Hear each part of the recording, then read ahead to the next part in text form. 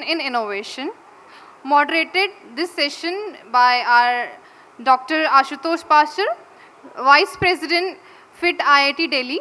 Joining him are Ms. Viktoria Apitzsch, Counselor and Head of Science and Technology, German Embassy, fostering Indo-German partnership in cutting-edge research.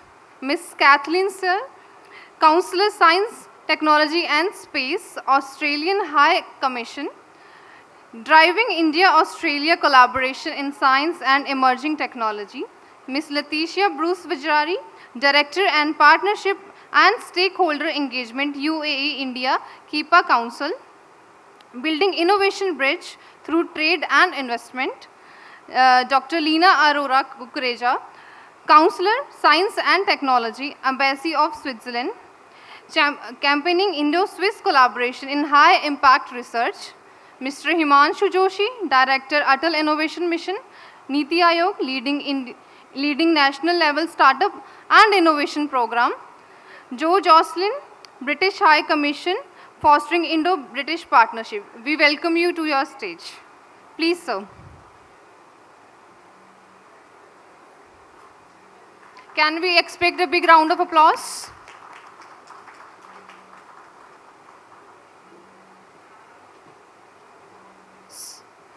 This session is moderated by Dr. Ashutosh. So, this panel over to you.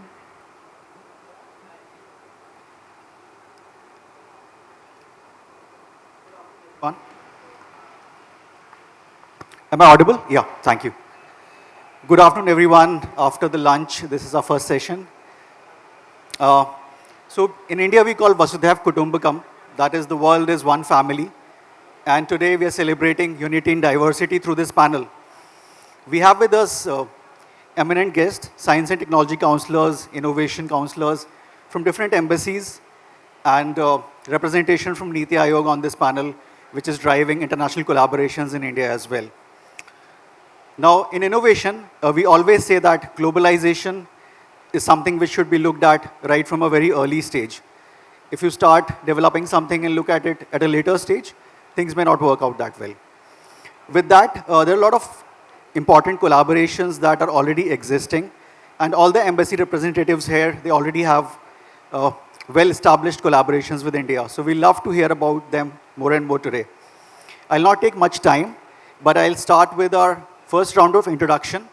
So I'll ask each panelist to take about 3 to 5 minutes and discuss what kind of collaborations are already going on between India and their countries, specifically, and the learnings from them, especially from innovation and startup perspective. So I would like to start maybe from Viktoria, sorry. Yes.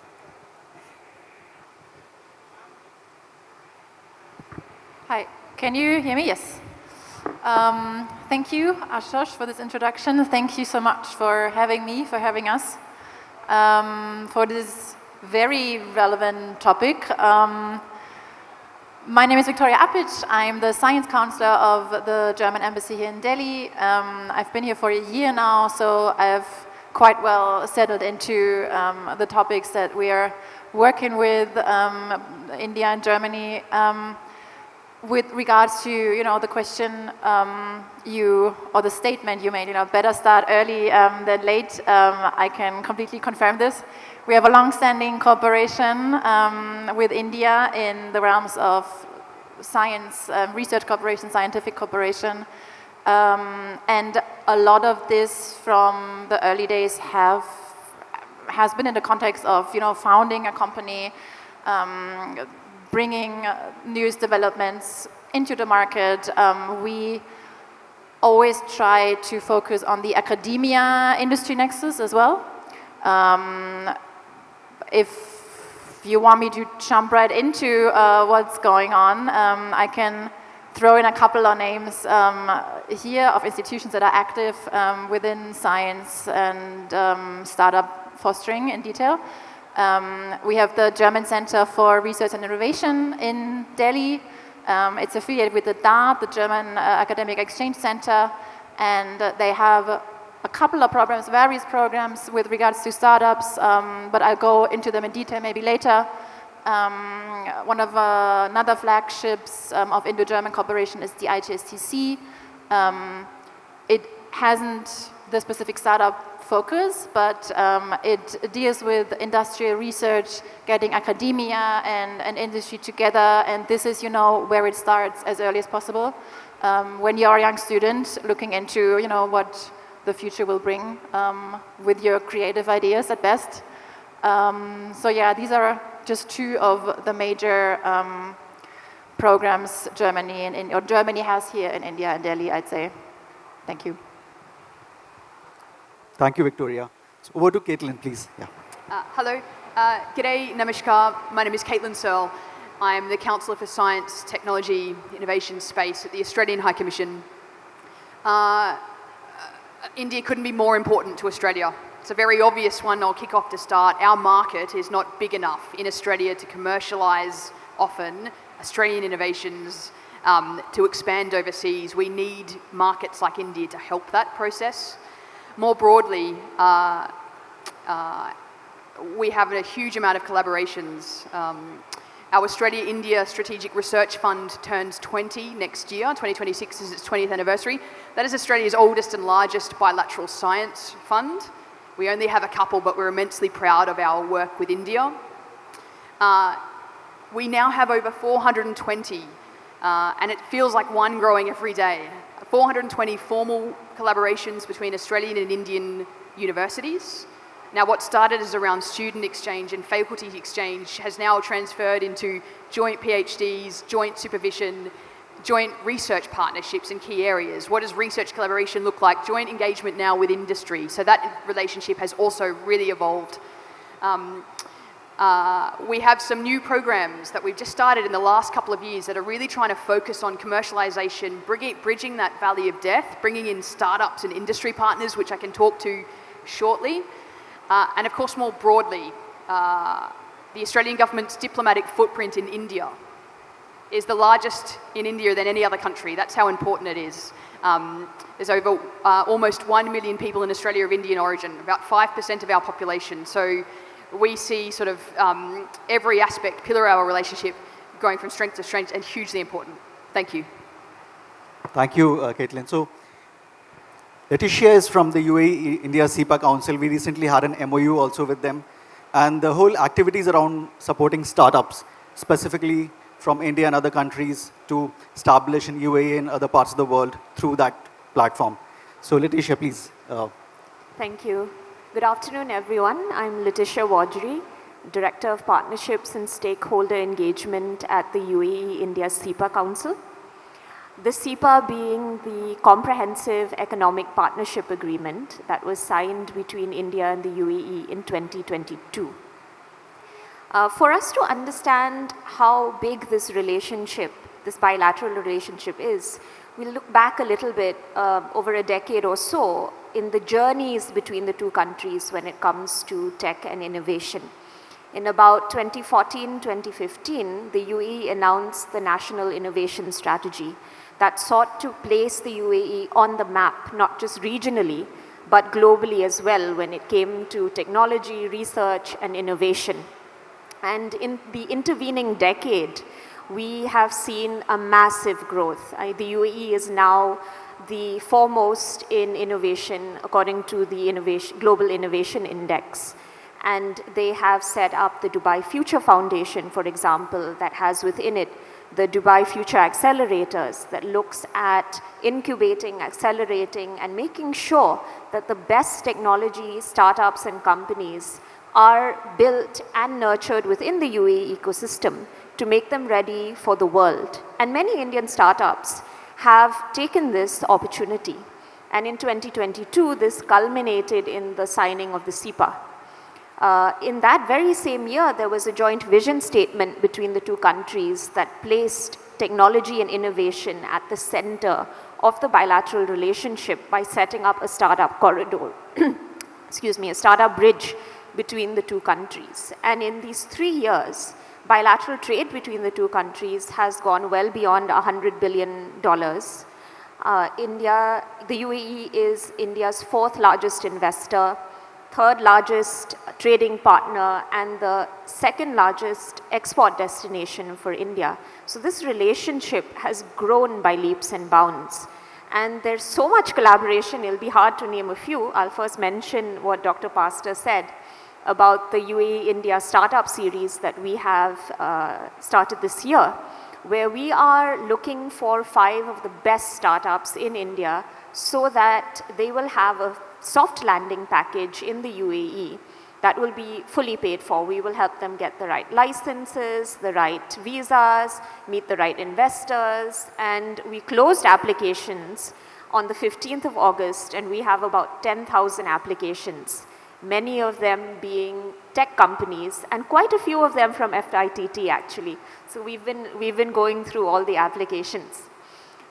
There are other initiatives as well. We know that there is collaboration between ISRO and the UAE Space Agency.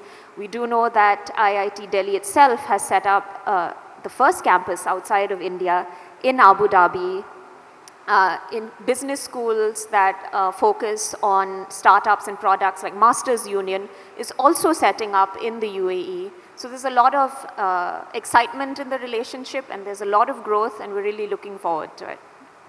Thank you so much, Laetitia. Leena has worked with multiple embassies, and I think brings in a lot of experience through that. So Leena, I would love to hear from you on the kind of partnerships, and especially highlighting what works and like where we are really facing certain challenges and what bridge we need to bring. Yeah. Before I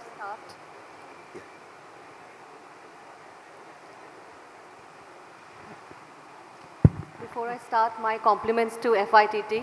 I've always been a big fan and a supporter of FITT. I think some of the initiatives have been quite pioneering in the sector. So huge compliments to you for setting this event today. From a Switzerland point of view, I would want to focus 3 particular initiatives that we have had with Indian in the startup and innovation community. They are basically the Market Discovery Camp, Market Validation Camp, and Market Entry Camp. I'll just take a minute to introduce these programs to you. For the Market Discovery Camp, which is the academia industry training camps, each year we have 10 Swiss and 10 Indian innovators that are selected competitively, and they participate in a fully funded 2-week program, 1 week in Switzerland and 1 week in India. All 20 startups get to pitch their ideas and innovations at the Bangalore Tech Summit, as well as the Swiss Startup Days. And during this 2-week interaction, they get to know a lot about business culture, about IPR, about various regulation, and this program has been extremely successful, and we're already seeing some impact coming out of it. From the Swiss side, it's been funded by ZAWay, which is the leading house South Asia, and on the Indian side, it has been funded in the past by Department of Science and Technology. This year, it's being funded by Government of Karnataka. Apart from that, we also have the Market Validation Camp, which is funded by InnoSwiss. InnoSwiss is the Swiss Innovation Funding Agency. And here, it's basically for 1 month, where the startups can come to India, they can validate their product or service, they can explore the regulatory requirements, and also gain on-the-ground insights. While I'm based in Delhi at the embassy, we also have a big team sitting in SwissNext Bangalore. And the SwissNext Bangalore office also act as a co-working space and an incubator in itself. So we also welcome a lot of Swiss startups who want to come and spend time with SwissNext in Bangalore. So having that divide that, I have a team here in Delhi, but also we have a big team in Bangalore, works very smoothly for us. The third that I wanted to highlight was the Market Entry Camp, which is a much longer 3-month immersion program that we have. And again, I don't want to take too much time, but just wanted to mention that there are already some good case studies and examples which have used these programs both by InnoSwiss and ZAWay, and have seen they're very active now in the Indian market. I'm happy to discuss and delve into more details and nuances in the next session. Joe, over to you. Thanks. Great. Hello, everyone. It's very good to be here. I'm Joe Joscelyne, representing the UK government here in Delhi on innovation, technology, and strategic sectors. I think it's wonderful that this kind of event is taking place, and there's so many people here from the startup community and from academia. So again, fantastic, and thank you for the invite. Now, in terms of your question about what the UK is doing with India, we have many initiatives, and we've been here working with the Indian government and with the Indian industry and academia for a long time. But the key ones that I'd like to highlight really is the Technology Security Initiative, which was launched by Prime Minister Starmer and Prime Minister Modi last year, and it brings together our academia, our government, and our industry, including startups, around 7 critical and emerging technologies, including AI, telecoms, critical minerals, and others. And so this aims to, by bringing our communities together with funding through joint centres, aims to catalyse the startup community, amongst other things. This is set in our free trade agreement, which was just signed a few weeks ago, and is referenced in our Vision 2035.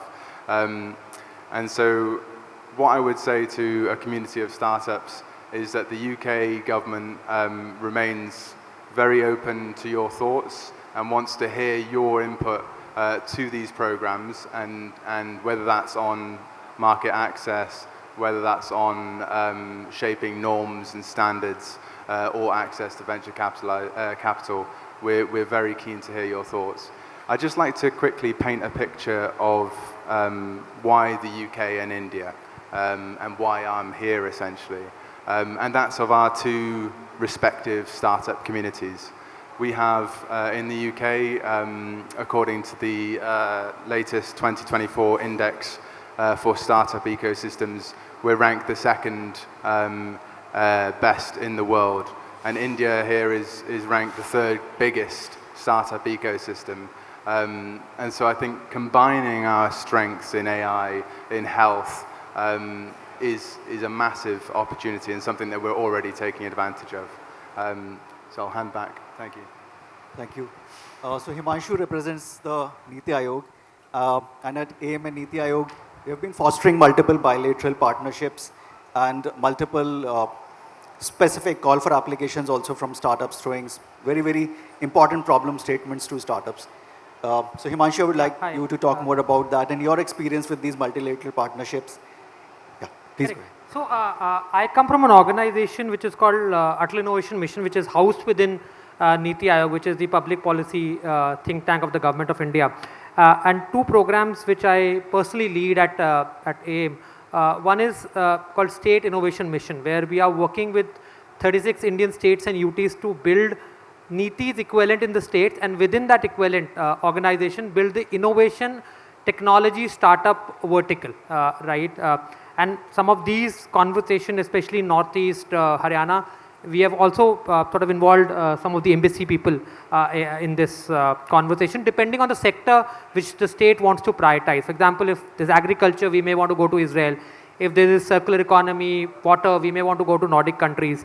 If it's hardcore technology, we may want to go to Germany, for example. So that's one program that I lead.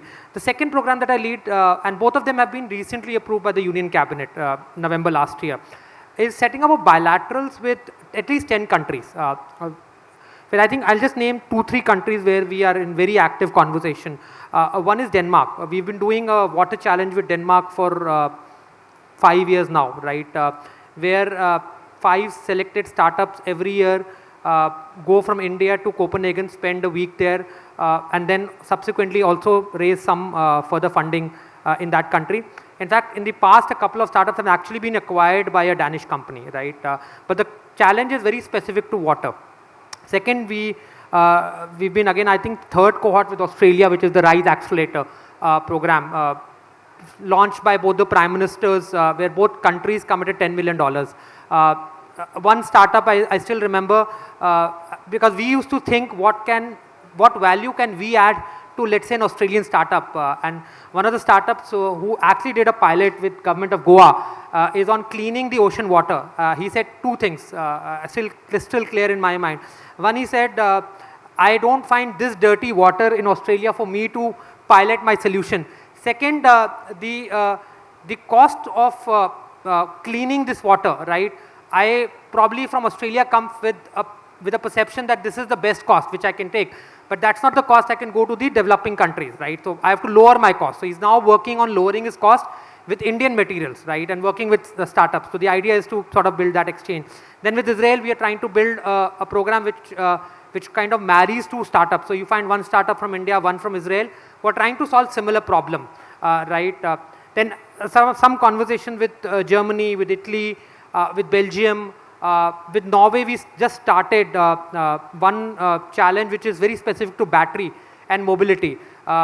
We started with 15 startups, which now shortlisted to 5 startups who are then again being mentored by the Norwegian side, and they will be presenting their solutions in a grand finale sort of an event in September when I think one of the ministers is visiting, right? But happy to sort of collaborate with more such collaborations, fostering innovation and entrepreneurship, which sort of adds value to both the economies. Thank you, Himanshu. So we've been hosting a lot of delegations, and I think during the G20 presidency of India at IIT Delhi, we hosted like close to 70 delegations from different countries. A lot of knowledge exchange happened. Some of those follow-ups are going on, some exchanges happen, but I think in terms of developing that bilateral into a concrete engagement, that's not that easy. I think we still realize that. So with all your experiences fostering these bilateral collaborations, we'd like to hear from you, like what are the key steps that we should take as innovators or startups, especially to bridge that kind of gap and be more collaborative, maybe more engaging also. So maybe 1 or 2 minutes from each of you. Thank you. I can probably go first. We can start from Himanshu this side. See, fundamentally from the government of India side, I think there are 2 challenges. Whenever we talk to any of the embassies, right, identifying the right institute to sort of build that bilateral, right? For example, when we do this water challenge, we do with ICDK, which is the Innovation Council of the Embassy of Denmark. But to build a bilateral, for example, with Australia, we do with CSIRO.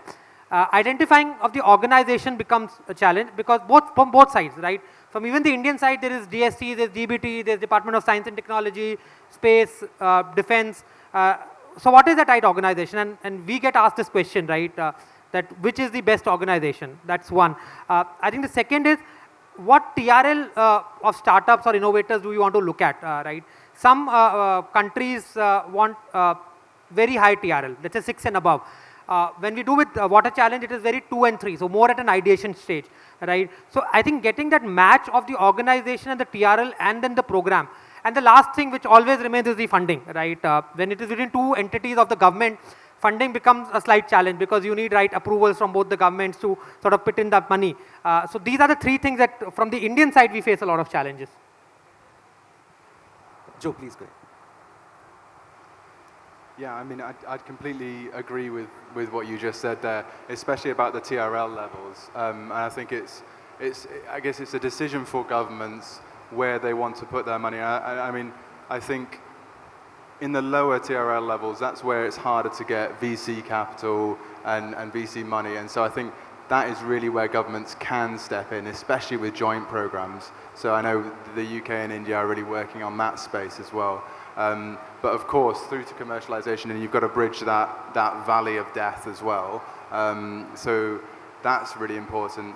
I guess my reflections would be that it's all in the details. So, you know, often countries have big landmark agreements, but then really for everyone here, from the startup community, from the academic community, and from government, it really depends on the details of those agreements, where the funding is, and what specific industries that they're in. And so, you know, as the UK, I've been really pleased to see that depth emerge in our agreements. So, you know, within AI, we have a joint AI center, and we've committed to that. And within that, we've got these accelerators, these sandpits that are happening across India, you know, from Delhi to Bangalore to Mumbai, you know, everywhere. And so I think that's the really important thing for us as governments, is to make sure those details are there. Thank you so much. So we heard, like, from government side, we need to specifically kind of get into those details and kind of foster the collaboration in a very, very specific manner. From Leena and Laetitia, I would like to understand, because you've been working with a lot of startups also. So as startup, what should I expect when going to a different market? Specifically, you can highlight a few points on that. I would say diplomacy and dialogue is very important. I think it's really important to have multiple meetings and try and understand the other party's culture and perspective as well. When it comes to speed and expectation management, a lot of us think that Indian government is slow. Trust me, and you mentioned the countries that I've worked with.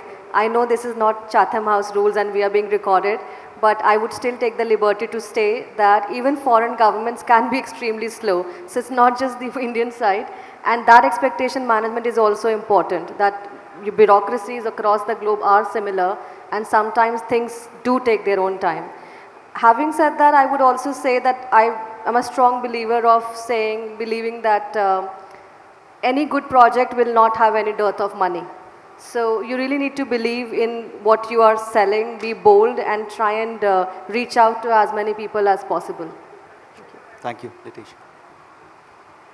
So we are aware about the fact that a lot of Indian companies that go to the UAE get lost in a maze of relatives and uncles who lead them to agents, and how do they set up. That actually is the primary mandate of the CEPA Council when it was set up, to provide a legitimate channel to the correct institutions, the correct people, the correct corporations for those companies that want to set up in the UAE. To do it free of cost through a legitimate channel. So that's one way of doing it, to set up bodies like ours that provide clear-cut, legitimate routes to the correct institutions, in this case the UAE. From the UAE side, I believe the biggest thing is look beyond Dubai and Abu Dhabi. I mean, Dubai is big. 30% of startups set up in Dubai are by Indian founders. So we know Dubai well as Indians. And Abu Dhabi is also very large. But if you look at, for example, the Sharjah Research, Technology and Innovation Park, that is a park that is looking at Indian tech startups very closely. They participated in the Startup Mahakumbh. And then while we were doing our roadshow for the startup series across India, and we were speaking to UAE entities to partner with, we also found out that the Ras Al Khaimah Economic Zone, RAKEZ, was doing its own roadshow across India at the same time. So we are looking more perhaps now that, Dubai and Abu Dhabi are dense. Now we're looking at breadth across the Emirates. If you look at the D2C Fresh to Home, they were given an investment by the Abu Dhabi Investment Office to look at taking fresh products straight from the producer to the consumer. But they were also in Al Quwain, and that is one bit that is overlooked. We're looking at the investment in Abu Dhabi, but they were also testing their technologies in another emirate. So on the Indian side, we understand that it's difficult to reach the right institutions in the UAE. We are working on it. And on the UAE side, do look beyond Abu Dhabi and Dubai. Sure. Caitlin, I would like you to highlight on the specific cultural differences that you face when doing these cross-border programs. Thank you very much. Look, it's a big thing, right? Taking an Australian startup to India, to any country overseas. It's a big job and it's enormously challenging. Thank you. I guess to come back to the RISE Accelerator program, which Dr. Himanshu kindly introduced earlier. This is 2 or 3 years old. It's a relatively new model for Australian government in support for startups. And so they've run 3 cohorts to date, and it's really bespoke and targeted to India, and I should say, for Indian startups to come to Australia. So it starts up with this starting point that it's really tough, and we need to tailor our support to these startups. So RISE involves an 8-month incubation program. There's a cultural literacy component of that to kickstart it, to say, do not think that when you take your Australian startup to India, everything is going to be normal, or that you can rely on other people's networks, or frankly, that your challenge statement, that your value proposition is the same in India as it will be in Australia. So part of the beauty of the RISE program is having the support there and mentoring to help our startups have those conversations, and the same for Indian startups in Australia. I think to reflect on some of the other points, our program is also about finding the right partner. So AIM is a wonderful, Atal Innovation Mission is a wonderful partner overall. But as we're bringing in different cohorts of starters with different sort of quite specific subsectoral focuses, who are our delivery partners on the ground who can help us support that? Who are our industry partners? Who are our mentors? And that will change each round as well. And so I think it's also about finding the right partners in country and finding the right level of ambition.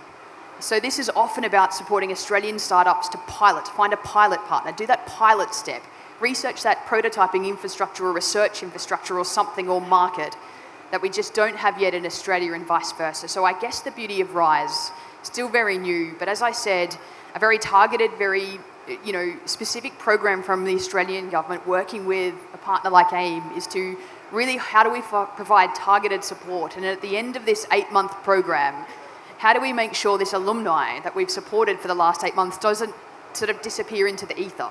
What's the support we can lend informally after the fact? What networks can we tie them into? How do we build that network? So that's the sort of things we're really focusing on with RISE. Thank you. Thanks. So, Victoria, one last question, and then we'll have just one concluding remark from each of you. We're running out of time. So, specifically when there's a gap between the kind of technologies the countries are developing, at times we see like a lot of frugal early stage technologies are being developed, and in some parts you'll see very deep tech things are coming up. So when there's a natural collaboration coming up, at times there's one part that can show a bit of dominance, and then IP also becomes a challenge. So how can we cater to these kind of aspects? Man, you saved the hardest question for me, huh? Okay, thank you. Obviously, yeah. I mean, IP, red tape, regulation is something that probably exists on both sides, be it, German, UK, Australian, UAE, and Indian. We certainly, it's certainly a challenge on both sides. I'm speaking for Germany now. But what can help in terms of avoiding maybe pitfalls, and this also touches on all the other points that were kind of mentioned, be it mapping, targeted support, is, in my opinion, immersion to the other country, the other market, the rules and regulations, the environment, basically. So we have this project called GINZIP, German-Indian Startup Exchange Program. They do not give a lot of funds, but they help you with going abroad. They do immersion, like soft landing courses, what they call. They have an ambassador network, which I feel is very, very helpful, because we, from the institutional side, we can give only so much support. I feel like the best tips and knowledge you get from people who've actually gone through it, experienced it, know whom to approach, how to go about things. So if we focus more on, getting people to India and to Germany, vice versa, this counts for every country, I believe. In my opinion, that would be super helpful. And then you can get a gist on how to navigate through the regulations, especially. It really makes sense. I think a lot of...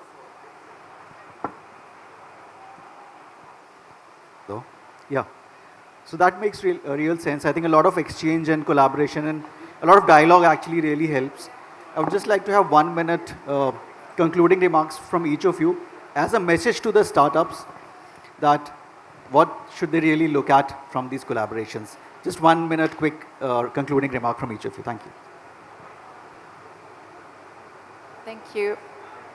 I'd say we're going in the right direction. I just would love to see more of it.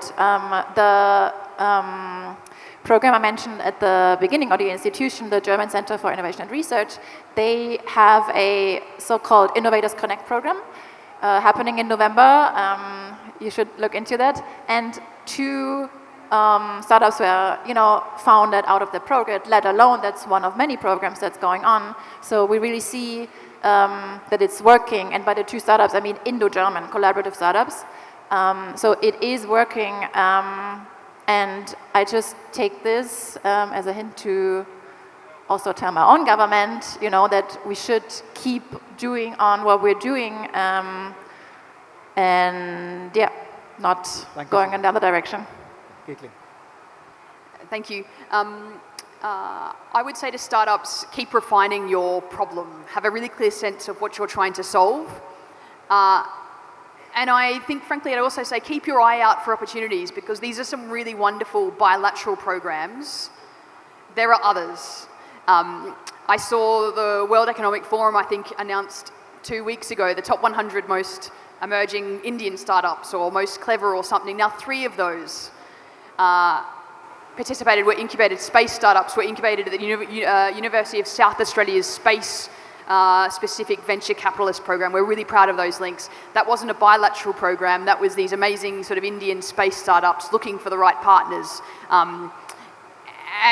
You know, these are startups like Digantra. So we're really thrilled that we could play a small part in supporting those as well. So there's lots of opportunities out there. I'd encourage startup founders to look broadly. The key message is make use of the UAE's supportive ecosystem.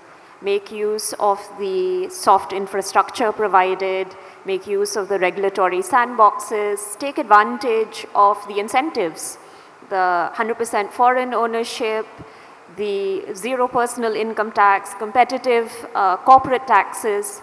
Make use of what the ecosystem has provided in terms of support for infrastructure, investment, and of course incubation as well. I think from my side, I'll say India and Switzerland are charting a new path. We have TEPA, which got signed last year and will come into play from October 1st.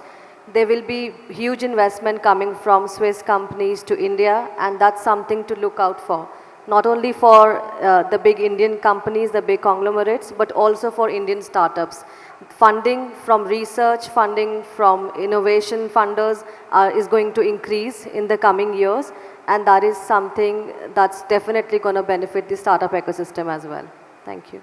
My message to you all would be that the UK-India partnership at the moment is mature in the tech space and in the startup space, and I would echo my colleagues' comments here about taking advantage of the incentives available and the initiatives available. But really, I'd say that, you know, I mean, I've founded a startup myself. I've gone through the entrepreneurial journey. I've also worked in a kind of a FTSE 100 tech company, and so now with being in government, I've seen 3 very different operating environments, and I really get the startup challenge, I guess, and I'd like to say that the UK does as well, and you know, to underline that, we've got the agreements that I talked about, but really, and I've got some stats in front of me, there's an incredible diaspora of Indian startups and Indian companies in the UK, and likewise UK startups here in India. I mean, just looking here, Indian-owned companies operating in the UK have revenues of £68 billion combined, and they employ over 100,000 people. And so these, I guess it's not a new journey, but that finding capital, I know, is one of the biggest challenges for startups, and it's something I often get asked about. And so I would take advantage of the UK venture capitalist ecosystem, and then the offerings available as the biggest VC market in Europe. So that would be my closing remarks.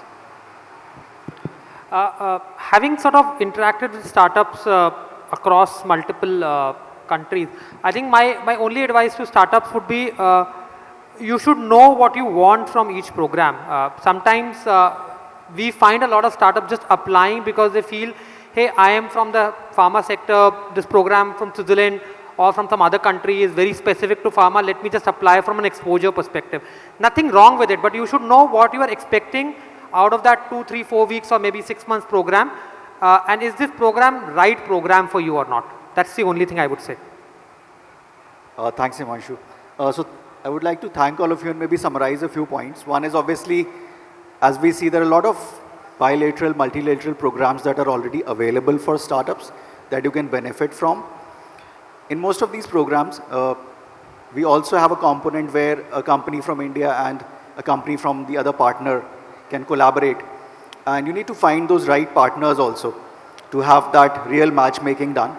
And in those cases, I think ecosystem like ours can also try and help, where AIM, NITI Aayog or accelerators like ours can also try and bridge that gap and find out relevant partners from the other side. So that is one quick message to the startups. The other point is specifically, there are certain sectors which each country is interested in, but we have to kind of look very closely in terms of what kind of requirements are there in the other side and then what we are bringing. So in similar sectors also, the kind of technology adoption or requirements in each country would have some differences. So if we are aware of those things, I think that can kind of help in terms of putting up your best foot for the collaboration. So these are some of the points, and then be aware, keep on looking in the ecosystem for the right kind of partnerships and prepare well. So that is one important part. So with that, I would like to thank all our panelists here for coming in and sharing this. And we hope that we'll really be able to collaborate further and actually get this going in a, more advanced sense as well. Thank you. Thank you so much.